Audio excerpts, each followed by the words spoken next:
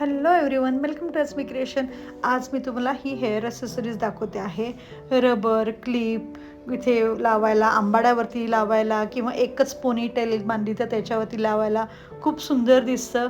रबरला हे चाफ्याचं फूल लावलं ते बघा किती छान दिसतं आहे आणि क्लिपवरती पण लावलं तरी पण छान दिसतं. दोन्ही पद्धतीने छान दिसतं. तर चाफ्याचं फूल कसं बनवायचं हे मी तुम्हाला ऑलरेडी शिकवलेलं आहे माझ्या एका जुन्या व्हिडिओमध्ये.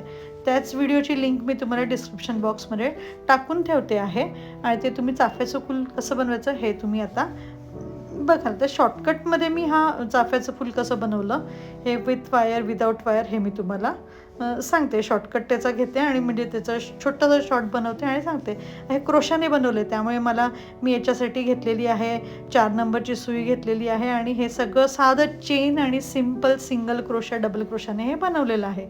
काही डिफिकल्टी लेवल एवढी नाही आहे क्रोशामध्ये देखील. तर त्याने हे मी बनवून घेतलेलं आहे. हे बघा अशा पद्धतीचं बनवलं. आता मी डिस्क्रिप्शन बॉक्समध्ये याची लिंक तुम्हाला टाकते आहे की क्रोशाचं फूल कसं बनवायचं.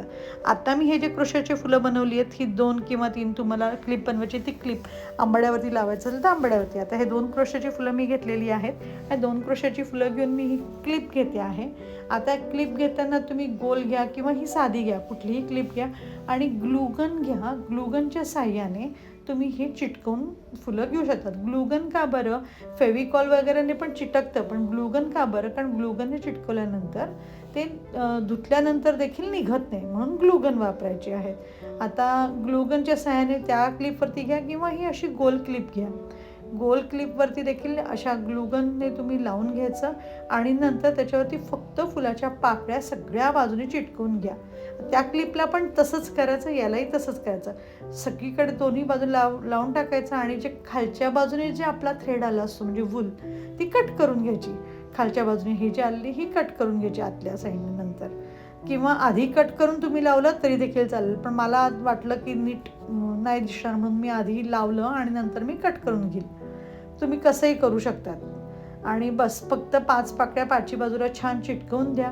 वूलच्या म्हणजे त्या तशाच राहतील आणि धुतल्यानंतरही तशाच राहतील आणि हे अशा पद्धतीने तयार होतं. खूप सुंदर दिसतं हे. मी हे फक्त थोडंसं वाळू देते आणि अजून जरासं ग्लूगन लावते आहे. बघा अशा पद्धतीचं तयार झालेलं आहे. खूप सुंदर दिसतात. ह्या क्लिपही छान दिसते आणि रबरही छान दिसतं. तर तुम्ही आता हे नक्कीच करा. अगदी पटकन होणार आहे आणि डिफिकल्टी लेवल पण खूप नाही आहे त्या फुलाची क्रोशाच्या. ज्यांना सिंपल क्रोशा येतात त्यांना आरामात येईल.